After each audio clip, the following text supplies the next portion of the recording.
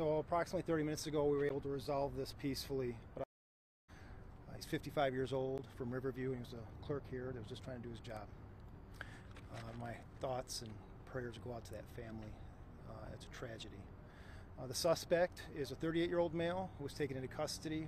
He has a history of mental illness and drug abuse. You know, I've been a chief now for about 9 months, and far too often we're running into situations with people that suffer from mental illness that are armed with firearms, and the outcomes are often a tragedy. You know, there's a broader issue here than what's happening in the city of Dearborn, the combination of mental illness and access to firearms. I hope we can find a solution for that. I'm proud of the work that our officers did. I appreciate the regional response. I had phone calls from the federal government, from Don Issa. I could run down a very long list of people that reached out to make sure that we had the resources that we need. I'm proud of these officers. I'm proud of this community. Unfortunately, a tragedy struck this city today, but we did our best to navigate it. Chief, can you tell us how you managed to convince him? What magic words were used here? Like, how did you make it happen? Well, I didn't make anything happen, but my crisis negotiators, I'm so proud of them.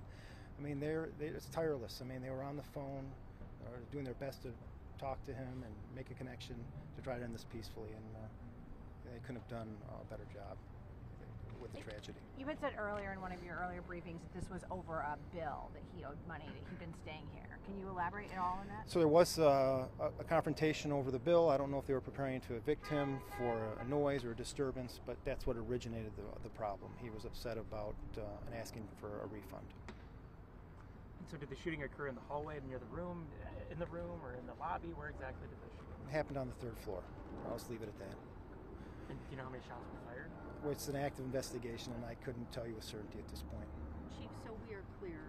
He fires at the clerk, shooting him fatally. Did he shoot at your officers as well? No, he did not. He pointed the firearm, threatened the officers with the firearm, but he never fired it. And so when he fired the shot, when he shot the clerk, did he go back into the room, barricade himself? Did he take any people with him? I mean, what was the status? So we had a team of officers that responded here within about 2 minutes or so. Yeah, and when we were going up the hallway to make contact with him, he saw our officers, and he ducked into his room. And then you saw the protracted barricaded situation. Can you talk to us about what we saw out here late tonight, which is the fire department getting another guest out of here? I mean, was this guy just too close to the room to be evacuated, and that's what happened here? So we had individuals that were still in a room that we wanted to be able to get to safety, and the only other recourse would have been to take them through a hallway that he had been pointing our firearm down.